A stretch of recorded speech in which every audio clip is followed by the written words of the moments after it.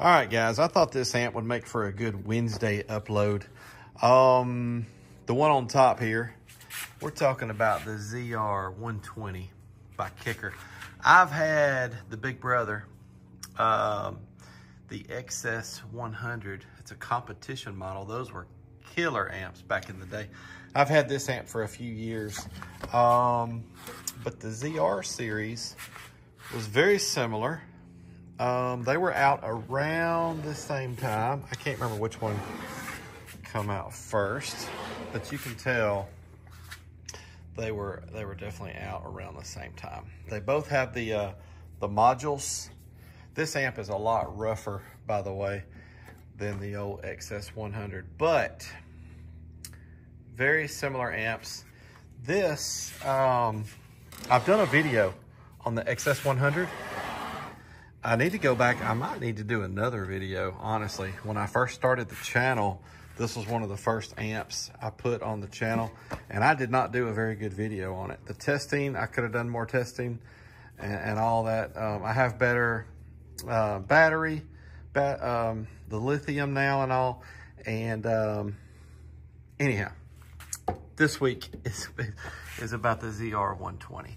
All right, I've got the specs pulled from Kicker's website. Yes, they still have the specs from a lot of their old amplifiers from back in the day. Let's take a look at those specs.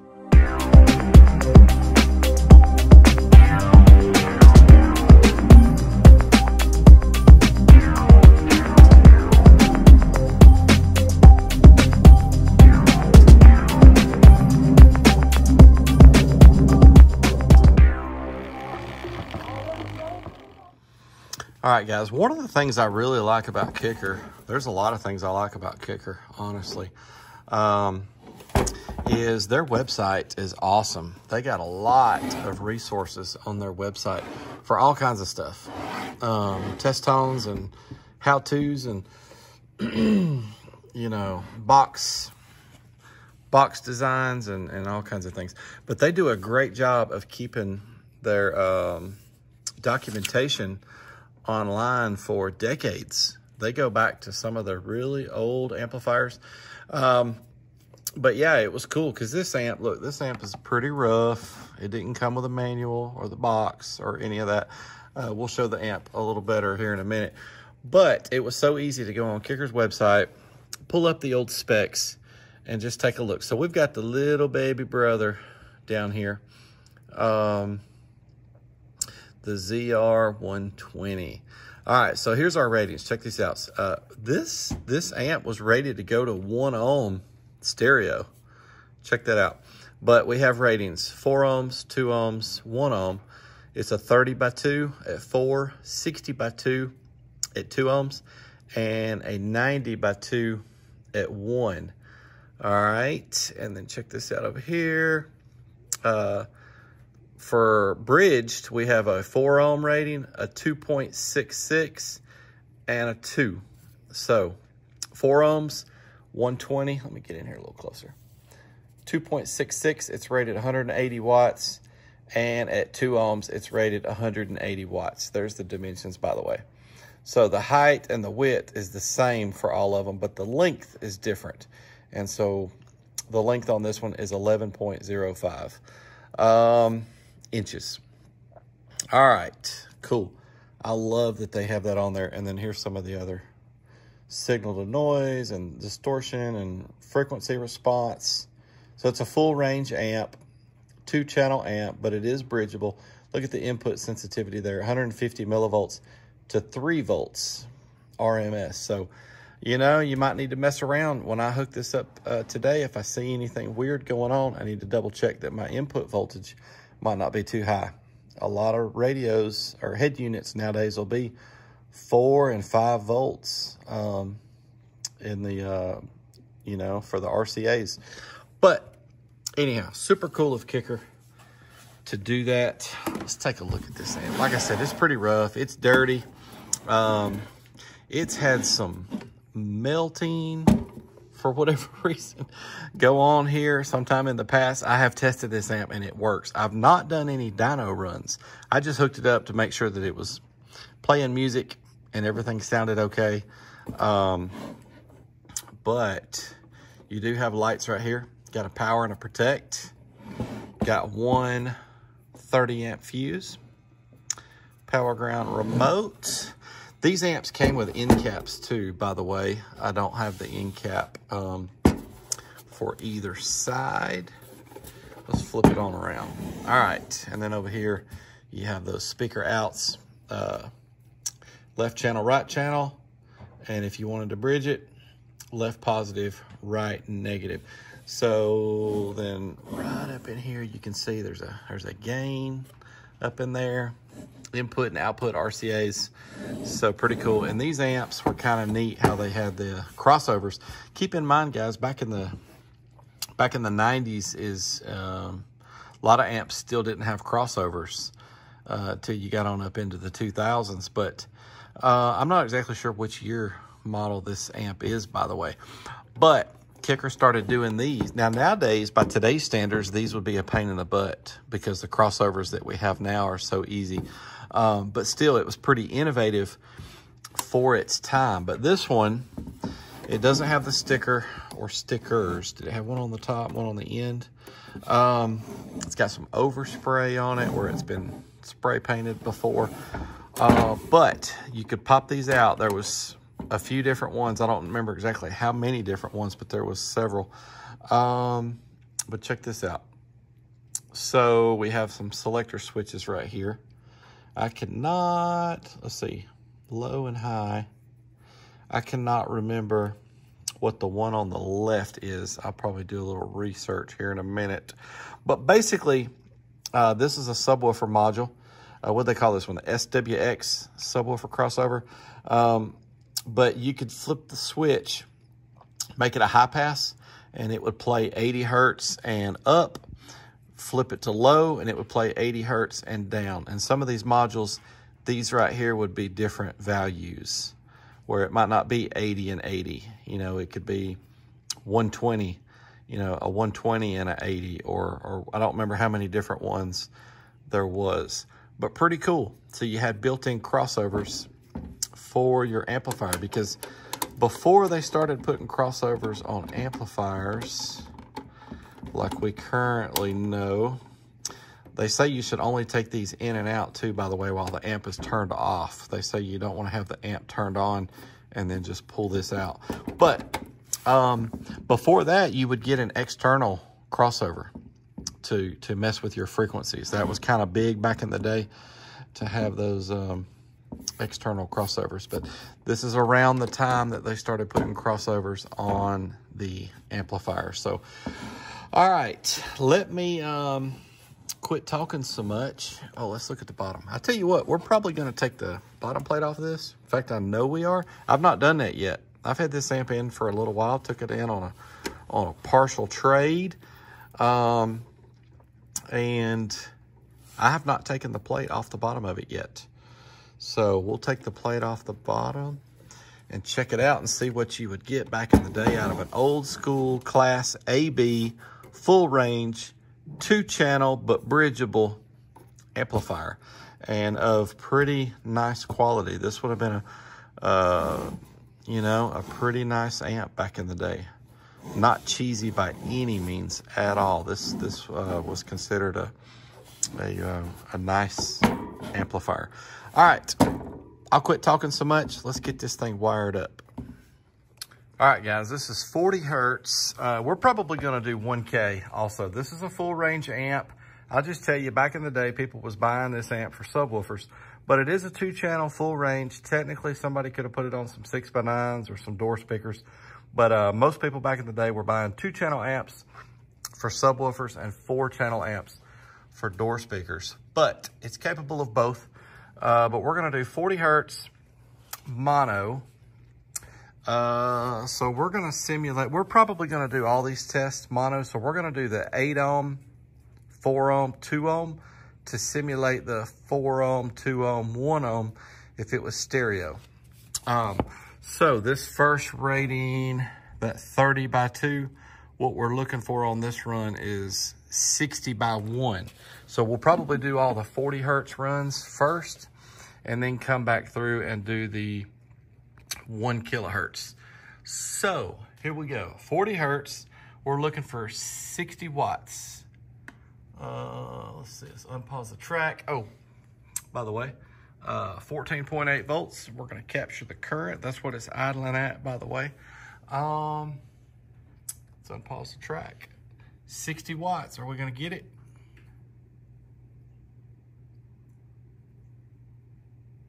Wow, 113, it blew right on past. The voltage did not drop and we only pulled 16 amps of current. Okay, cool. Let's do the 2 ohm run. Oops, not 2 ohm. Let's do that was 8 ohms, by the way, 40 hertz, if I said that wrong. Let's do the 8 ohms dynamic at 40 hertz.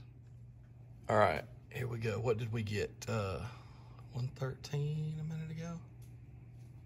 110, okay, so no more dynamic. How about that? Okay, that is 40 hertz.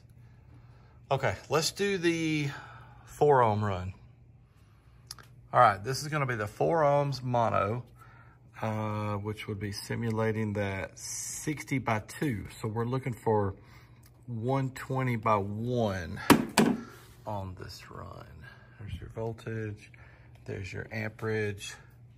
All right, here we go. 40 hertz, 4 ohms bridged, looking for 120.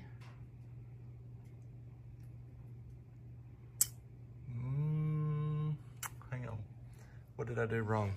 Oh, I paused the track instead of unpausing the track. Sorry about that, guys. Here we go. Looking for 120. Golly, okay. 201, the voltage did go to 14.7 and we pulled 33.7 amps of current. Wow. All right, cool. Let's do that run, but let's do dynamic. All right, it did 201. Is it gonna beat that dynamic? Oh, only by 1 watt. All right, so this amp does not have any extra headroom. Maybe on this next, maybe at 2 ohms mono, it does, but so far, no extra dynamic headroom. But it is beating its ratings by quite a bit.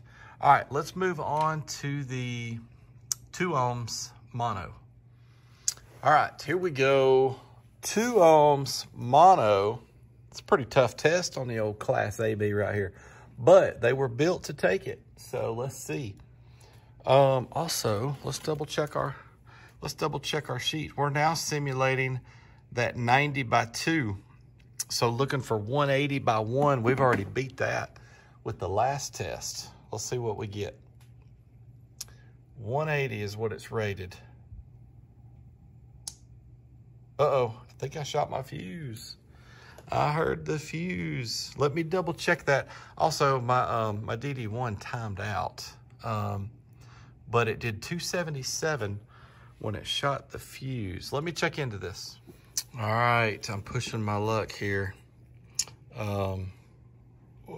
We did blow it, and I replaced it with a 40. You can see Mr.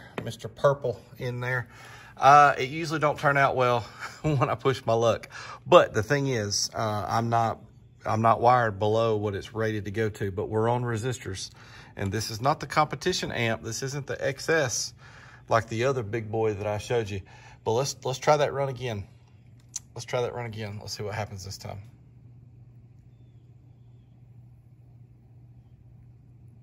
Whoa. Whoa. The voltage dropped to 14.6 and the current draw was 62.2. Think about that. That drew 62. You know, factory is a 30 amp fuse. We had a 40 in there that took it, and it was only rated, that run was only rated for 180, and it did 291. So these are all at 40 hertz. I think we'll go back through now and do all these same runs at 1K, and see what we get at 1K. All right, guys, that is pretty cool. What a little beast. Boy, she is nice and warm by now. Not like overly hot, but she's warm. That's what you get with a Class AB. All right, let's do those 1K tests. All right, I just realized we didn't do dynamic.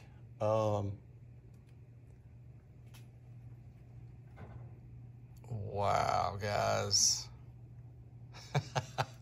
All right, way over its ratings, almost double, right? All right, let's move on to the 1 kilohertz. All right, this is 8 ohms, 1 kilohertz, rated, we are still bridged. So this is rated 30/2. So we're looking for 60/1. We're giving it that 14.8, and there's our idle. All right, let's see what we get. Are we gonna see 60 watts at 1 kilohertz? Oh, nice. 105, the voltage did not drop. 18.1 amps of current. Let's see what it'll do dynamically. Here we go, dynamic, 1 kilohertz. 104. Yeah, just not a lot of extra headroom here at these higher ohm loads. All right, let's move on to the, this is getting confusing. The 4 ohms bridged at 1K. All right, 4 ohms bridged at 1 kilohertz.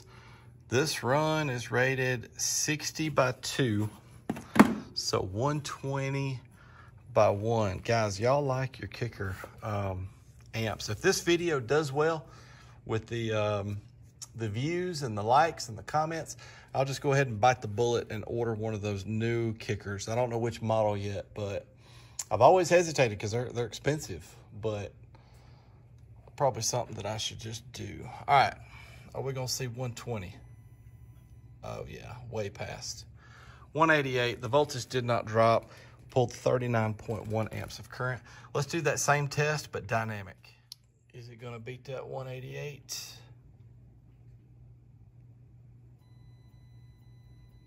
Yep, 201, how about that? All right, guys, let's move on to the 2 ohms bridged 1 kilohertz. All right, 2 ohms bridged 1 kilohertz, rated, what was it, 180? Yep, 180. Let's see what we get. 272, it jumped right there at the end. 14.6, 72.8. I know y'all are gonna figure up the efficiency. Trust me, it would be slightly better because I'm running this all the way to clipping and it's still climbing. By the time I show it, most efficiencies are run to 1% and all of that. So by the time I stop my test, the voltage has gone down even more and the amperage has gone up even more. That's why my efficiencies usually come out the way they do. All right, if I had them all in the same shot at the same time, you'd be able to figure the efficiencies a little bit better. All right, let's move on to that same test except dynamic.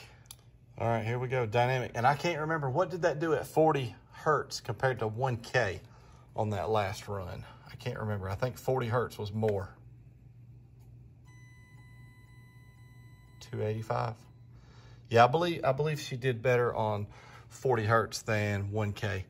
What a cool little amp. And guys, I know, especially you younger guys, y'all are thinking, why in the world does he give a rip about 200 and 300 watts? Because by today's standards, that's really low numbers, let's face it. But back in the day, that was a pretty good amp. Keep in mind, we was running 80 watt amplifiers and 120 watt amplifiers, much less power. So if somebody had an amp that really did a couple 100 watts, that was pretty good. All right, it is what it is. We gotta hear it, right? Let's listen to this thing. All right, guys, it's time to wake up the dirt daubers. I tell you what would have been cool is if I would have put these in series. Each set is in parallel right now. Being at 1 ohm and 1 ohm, I could put them in series after that then and be at 2 ohms for all 4. That would be cool. I've not yet done that for any amplifier, but what we're doing today is running that single SCAR 12 right there. We are at 2 ohms. I've changed the module. over to the low pass, and let's see what it does. We're gonna see what kind of dynamic real world power we get out of it. And you know what? I didn't plug my charger back up. Normally I do. I come over here and I plug it back up. We're gonna leave it 14.5. Let's go. Let's see what it does. Let's start the track over. Here we go.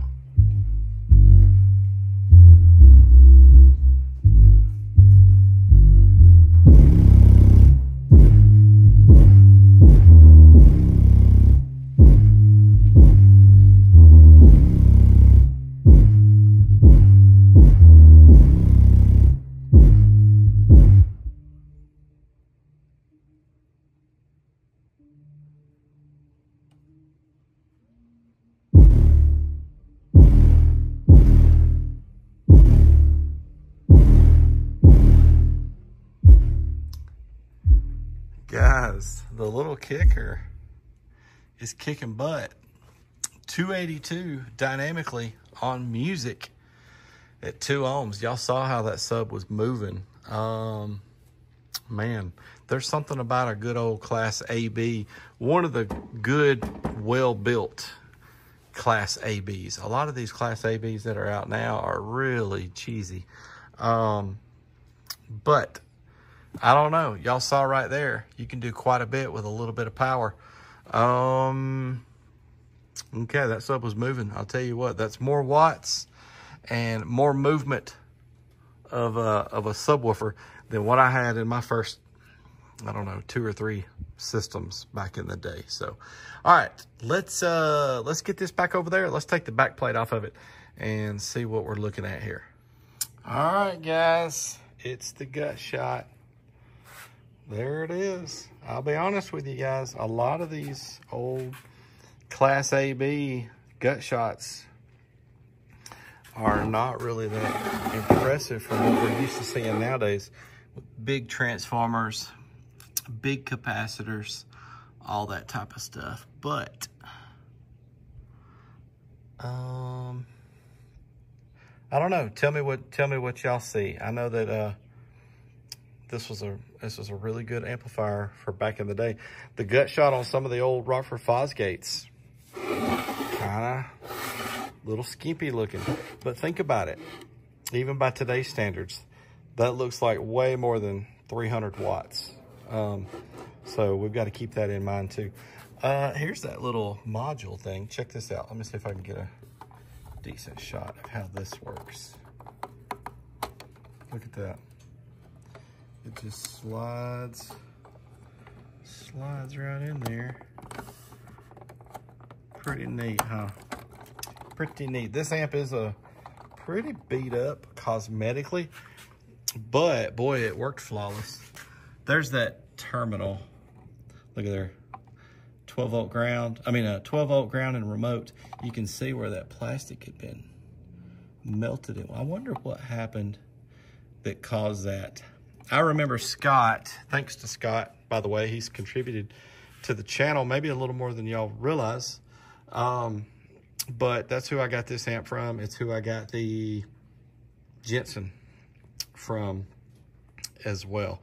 Anyhow, I remember he told me that there was something wrong with one of the terminals and that it was partially melted at one time or something like that. But anyhow, that's what you get with the old Kicker ZR120. Let's put the plate back on it and let's fill out the card. All right, guys, the old Kicker ZR120. By today's standards, again, if I was writing down 291, we'd be talking about something that probably didn't do very good. That test was 40 hertz. And that was, what was that? 2 ohms bridged. So 2B, 2 ohms bridged. So, yeah, that's right. And that was uncertified. So, again, that would have been a good performer for back in the day. And keep in mind, this thing would have cost somebody a few $100s back in the day, probably. I don't know exactly what this amp was, but it probably would have been somewhere in that ballpark of $300 bucks, and they'd have been pretty tickled to have it. But things have really changed a lot. But when you grew up back then, it'd be kind of like somebody saying, man, I had a 1993 Camaro Z28 that had 275 horsepower and a 6-speed manual transmission. You know, by today's standards, people would laugh at that. But those of us that were from back then, we understand what a cool car that was, and how fast that car was for the time period. Anyhow, same kind of deal with these amplifiers. All right, guys, Scott, I forgot he also is where I got that Saya, not the Saya, the SFB 1500. So me and Scott wound up swapping some stuff, and he wound up with a total of 3 amps from me, and I wound up with a total of 3 amps from him. I think I'm saying that right. But anyhow, thanks, Scott. I'm going to put this one on. Somebody's going to get a pretty good deal, but it's probably going to be somebody that wants it for nostalgia reasons. Probably put this on Marketplace for about 50 bucks, which is pretty cheap for what it is. But somebody might not want it for 50 bucks. You know, for that kind of power for today's standards. But if I'd have had one of these back in the day and I no longer had it, I could scoop one up just to hang on the wall. Heck yeah, man. All right, guys, thanks so much for the support, and dropping 2 videos a week. The Sunday video is just about guaranteed. The Wednesday videos are, they might not be every week like clockwork, but thank you so much for the support. Thanks for coming back. Thanks for the comments, and we'll see you next time.